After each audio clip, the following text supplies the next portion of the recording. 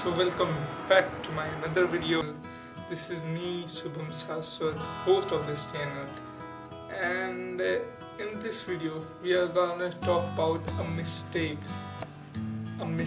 I did which cost me the life of around 8 or 9 feet huge Burmese python.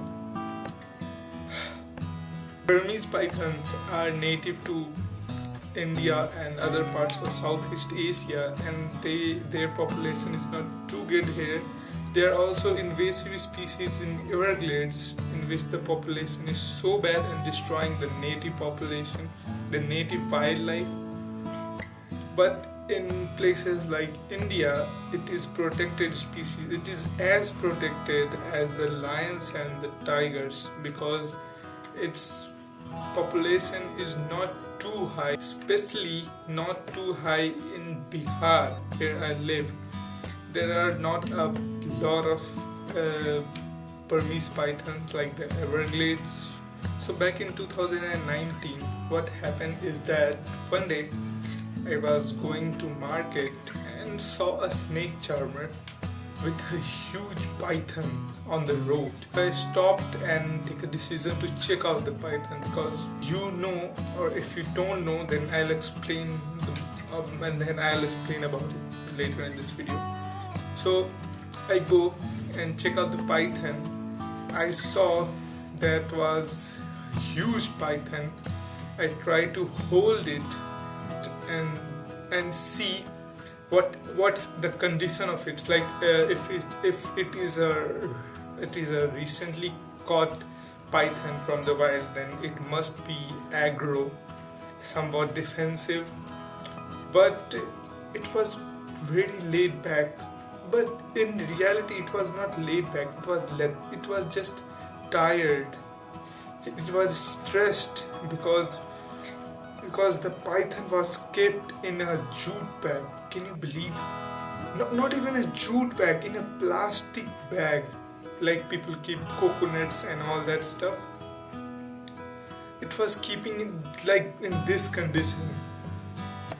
I saw it was so dehydrated. It was so lethargic. I checked, it was alive because it was breathing, but not a single movement, even not a tongue flicking. So I think python will die if I did not do anything. Then I saw the snake charmer take a sand boa and display it. It was a common Indian sand boa. You can see the pictures right here, and it was also not in a good condition. Then the snake charmer take out 2 spectacled cobras, defanged, and venom glands are punctured. So I decided to call the forest department. I called to the forest department and the officers are like, "Oh, leave him alone. Why are you trying to destroy its livelihood?" I was like, "What the means what?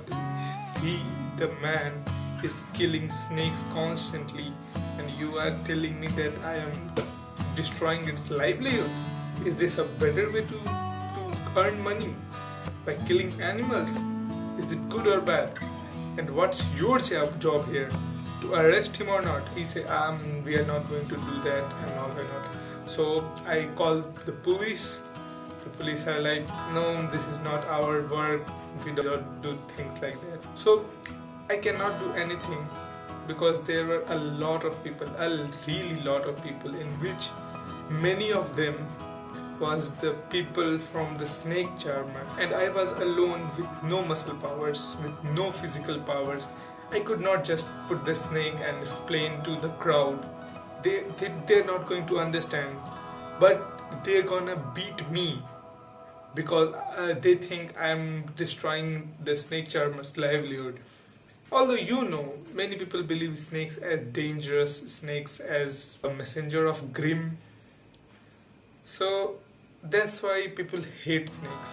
But this is so gross that snakes are the Snakes are the creatures which is maintaining the ecosystem. It was a absolute bummer when I reached home. I was so sad and broken because I can't do anything about the python. It was a huge python, and I lost him. Then I contacted some wildlife experts, and they give contact numbers of some persons near me from WWF and Crime Control Bureau of India.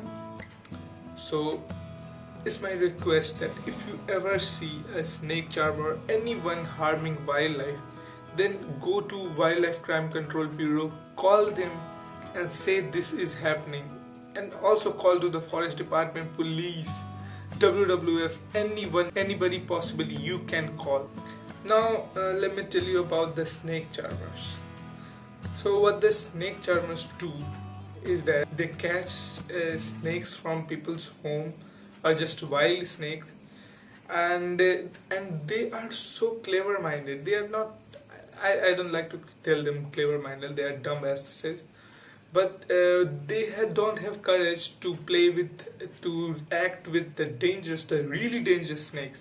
Like you are not going to see them with a Russell's viper, because Russell's viper is not a snake which they are gonna control. Or crab, they could not control a crab. These two are very, very dangerous snakes. Or the saw scale viper, they could not control, but what they can control is cobra. So what they do is they catch the cobra, just defang them, use a rod, a metal stick, and just pull out the teeth, the fangs. And what they do is take a blade and slit open the venom glands and just wash the venom out and seal it with Fevikwik or any industrial glue.